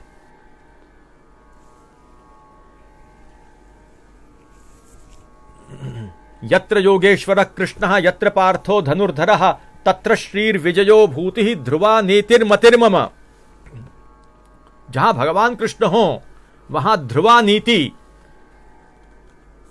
अचल न्याय वहां पर विद्यमान रहता है। तो जहां अधर्म हो वहां यह हो सकता है कभी? और भगवान जहां पर हो वहां अधर्म की कल्पना भी नहीं हो सकती है।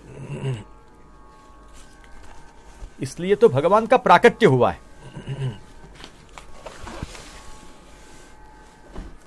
धर्म संस्थापनार्थाय संभवामि युगे युगे, यहां पर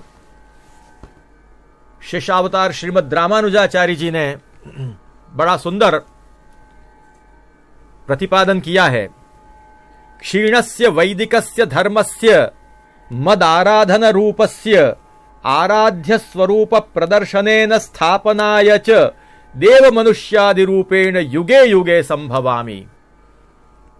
श्री रामानुजाचार्य जी कहते हैं कि धर्म की स्थापना, कौन सा धर्म? तो क्षीणस्य वैदिकस्य धर्मस्य, क्षीण जो वैदिक धर्म, वैदिक धर्म कौन सा? मदाराधन रूपस्य, मेरे आराधन स्वरूप जो धर्म जो कि क्षीण हो रहा है, उस आराधन स्वरूप वैदिक धर्म की स्थापना करने के लिए किस प्रकार? तो कि आराध्य स्वरूप प्रदर्शनेन, आराध्य स्वयं जो धर्म के द्वारा जिनकी आराधना की जाती है, ऐसे जो स्वयं भगवान कि जो आराध्य हैं धर्मों के द्वारा, वो भगवान ही ये चाहते हैं कि मैं मेरे उस आराध्य स्वरूप को ही प्रदर्शित कर दूं और प्रदर्शित करके अपने आराध्य स्वरूप के दर्शन से ही धर्म की स्थापना करूं। ऐसे भाव से भगवान अवतरित होते हैं। तो इस पर वेदांत तात्पर्य चंद्रिका में वेदांत देशिकाचार्य जी बहुत सुंदर बताते हैं कि यदि धर्म की स्थापना भगवान को अनुष्ठान मुखेन अथवा तो उपदेश मुखेन यदि धर्म का प्रवर्तन करना होता, उपदेश मुखेन माने धर्म ऐसा होता है, ऐसा धर्म का ऐसा स्वरूप है इत्यादि वचनों से उपदेश करके धर्म का यदि प्रवर्तन करना होता, या उससे आगे बढ़कर स्वयं अनुष्ठान करके आचरण में दिखाकर धर्म का यदि प्रवर्तन करना होता, इतने ही रूप में यदि धर्म का प्रवर्तन करना होता भगवान को, तो व्यासादि द्वारा भी इस प्रकार तो धर्म का प्रवर्तन शक्य था। व्यासादि के द्वारा धर्म का उपदेश देकर और फिर उसका आचरण में यज्ञादि अनुष्ठान आराधन अनुष्ठान करके उसका प्रवर्तन भगवान करा सकते थे। लेकिन भगवान की इच्छा क्या है? आराध्य स्वरूप प्रदर्शनेन, आराधना के द्वारा जो आराध्य हैं, भगवद आराधन रूप जो धर्म है, उस धर्म के द्वारा जो आराध्य तत्व है वो कौन है? भगवान है। तो भगवान स्वयं अपने आराध्य स्वरूप का प्रदर्शन करा करके भक्त्युत्पादनम, स्वयं ही अपने रूप को दिखा करके भाग्यवान दैवी जीवों में भक्ति का उत्पादन करने का भगवान का अवतार का असाधारण प्रयोजन था। धर्म संस्थापनार्थाय माने क्या? यह भी तो समझना चाहिए। खाली ये धर्म संस्थापनार्थाय, धर्म संस्थापनार्थाय, धर्म की स्थापना नहीं कर सके, धर्म की स्थापना नहीं कर सके। पर पहले मालूम है भाई तुमको कि धर्म से यहां क्या कहा गया है, धर्म शब्द क्या अर्थ कहता है, धर्म शब्द से यहां पर क्या कहा गया है, क्या विवक्षित है भगवान को? यह भी कभी विचार किया? आराध्य स्वरूप प्रदर्शनेन भक्त्युत्पादनम अवतार असाधारण प्रयोजनम। तो कहने का मतलब यह है कि भगवान को धर्म का संस्थापन तो करना है, पर भगवान इतने दयालु हो गए हैं कि स्वयं ही अपने आराध्य स्वरूप का प्रदर्शन करते हुए आपने भक्ति रूप धर्म की स्थापना की। भक्त्युत्पादनम, जीवों में भक्ति उत्पन्न करना, यही अवतार का असाधारण प्रयोजन है। कृष्णावतार का असाधारण प्रयोजन भक्ति रूप धर्म की स्थापना करना। भगवद आराधन, स्वाराधन माने भगवद आराधन रूप भक्ति की स्थापना करना, भक्ति रूप धर्म की स्थापना करना, यही असाधारण प्रयोजन है। और वो धर्म का स्थापन कृष्णावतार में हुआ है।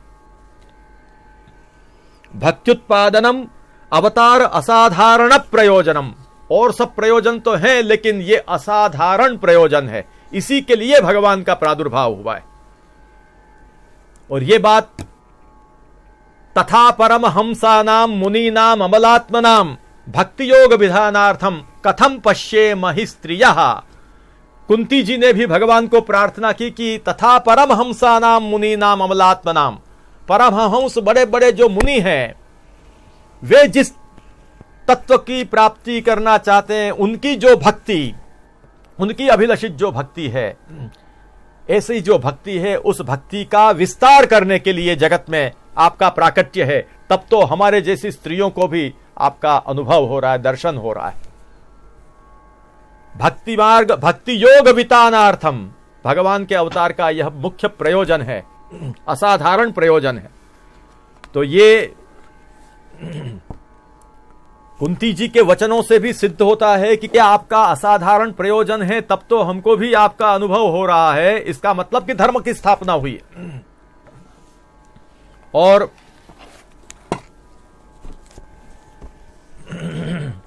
निम्बार्क संप्रदाय की परंपरा से यदि हो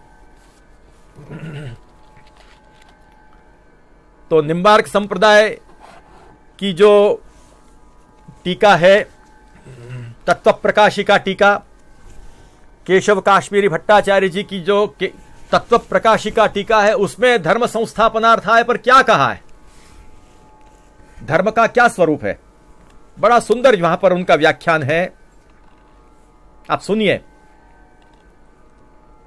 यदा यदा ही यस्मिन् यस्मिन्नेव युगे धर्मस्य परमश्रेय प्राप्ति भूतस्य मद भक्ति लक्षणस्य, क्या कह रहे हैं, जब जब परमश्रेय प्राप्ति में कारण हेतुभूत ऐसा जो धर्म, कौन सा धर्म, मद भक्ति लक्षणस्य, मेरी भक्ति रूप जो धर्म, उसकी ग्लानि होती है, ग्लानिर्भवति। यदा यदा ही यस्मिन् यस्मिन्नेव युगे, धर्मस्य माने परमश्रेय प्राप्ति हेतुभूतस्य मद भक्ति लक्षणस्य ग्लानिर्भवति माने हानिर्भवति, और तत्प्रतिपक्षस्य च अधर्मस्य अभ्युत्थानम अभिवृद्धिर्भवति। और ऐसा जो भगवत भक्ति लक्षण धर्म, उसका विरोधी प्रतिपक्ष जो अधर्म, माने भगवान की भक्ति जिसमें बिल्कुल नहीं, ऐसे अधर्म का जब अभ्युत्थान होता है तब तदा तदा अहम उक्त प्रकारेण आत्मानं सृजामि आविर्भवामि इत्यर्थः। तब मैं अपने आप को मैं प्रकट करता हूं, मैं आविर्भूत होता हूं। यह करके आप कहते हैं कि नचात्र धर्म शब्देन वेदोदित वर्णाश्रम निबंधनः सामान्य धर्मो विवक्षितः कथम अन्यथा व्याख्यायते इति वाच्यम। कोई कहे कि भाई आप भक्ति रूप धर्म क्यों कहते हो, केवल वर्णाश्रम धर्मानुसार जो धर्म प्राप्त होता है उसी को धर्म मान के चलो, आराधन रूप भक्ति रूप धर्म क्यों कह रहे हो, भगवत भक्ति रूप धर्म क्यों कह रहे हो, केवल वर्णाश्रमोदित जो धर्म है उसी को धर्म मानकर क्यों आप व्याख्या नहीं कर रहे हो। तो कहते हैं कि नहीं, ऐसा नहीं है। तदानीम सामान्य वर्णाश्रम धर्मस्य हान्य भावात। श्री केशव काश्मीरी भट्टाचार्य जी कह रहे हैं कि उस समय जो सामान्य रूप से वर्णाश्रम धर्म थे उनकी कोई हानि नहीं हुई थी। स्वाभाविक है कि उस समय कोई कलयुग ऐसा प्रवृत्त नहीं हो चुका था कि धर्म का एक ही पाद रह जाए। किंतु भगवत भक्ति विरोधी असुर राजन्य बाहुल्येन भागवत धर्मस्य उच्छिन्न प्राये एव अवतारः। लेकिन उस समय क्या हुआ कि भगवत भक्ति के विरोधी बहुत से ऐसे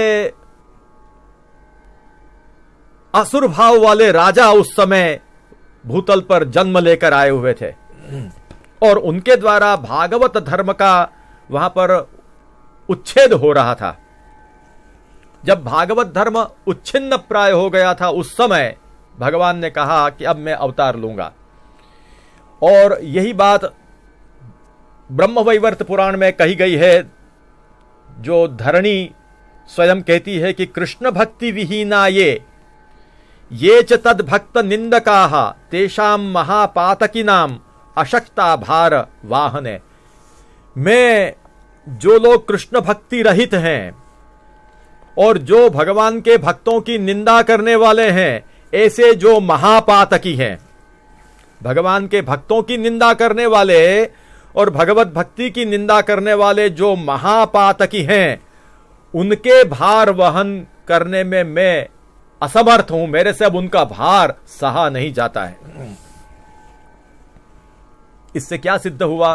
भगवत भक्ति लक्षण जो धर्म है, वो भगवत भक्ति लक्षण धर्म की स्थापना करने के लिए, अपनी जो भक्ति, प्रेमात्मिका जो भक्ति, उस भक्ति की स्थापना करने के लिए महात्म्य ज्ञान पूर्वक सुदृढ़ सर्वतोधिक जो स्नेहात्मिका भक्ति, प्रेम स्वरूपा जो भक्ति, उस भक्ति रूप धर्म की स्थापना करने के लिए वहां पर भगवान अवतरित हुए भूतल पर, और उसी के लिए भगवान का मूल प्राकट्य है। और वो भगवान ने श्री रामानुजाचार्य जी के शब्दों में कहें तो स्वयं प्रकट होकर अपने प्रमेय बल से ही लोगों को उस भक्ति में भक्ति का दान दिया। इस प्रकार भक्ति रूप धर्म, जिसके लिए भागवत में कहा है सत्वाद वृद्धाद भवेद धर्मः पुंसः मद भक्ति लक्षणः। एकादश स्कंध में भगवान ने यह कहा कि जब सत्वरूप धर्म की अभिवृद्धि होती है हम में, तब हमको वह भगवत भक्ति लक्षण धर्म हमारे में जागृत होता है।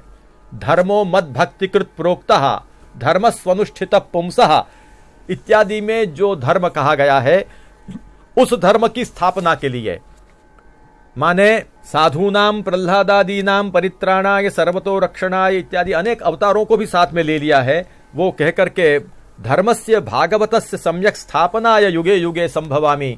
तो ये धर्म की स्थापना हुई कि नहीं हुई?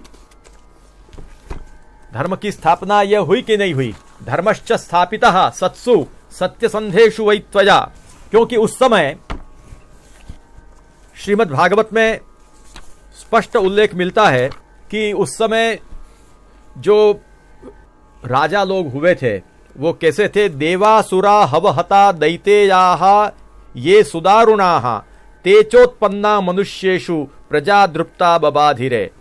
देव और असुरों के संग्राम में जो बड़े बड़े दारुण दैत्य जो उस समय मारे गए थे, वे ही मनुष्यों में अवतरित हुए थे। वे ही मनुष्यों में अवतरित हुए थे और वे ही भगवत भक्ति के विरोधी थे। जैसे जानते ही हैं कंस आदि भगवान भक्ति के विरोधी थे, शिशुपाल आदि, जरासंधादि सब भगवान की भक्ति के विरोधी थे।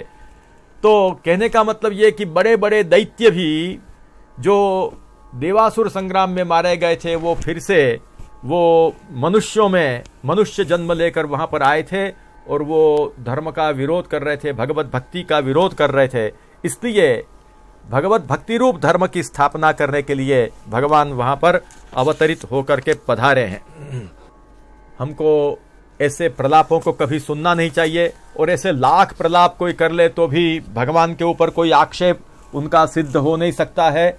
जैसे सूर्य के ऊपर कोई धूल डाले तो वो उसकी आंख में ही गिरती है, सूर्य को उससे कुछ हानि नहीं होती है। उसी प्रकार ऐसे लोग जो कुछ भी करते हैं, उनका जो कुछ आक्षेप है वो उन पर ही आकर के गिरता है।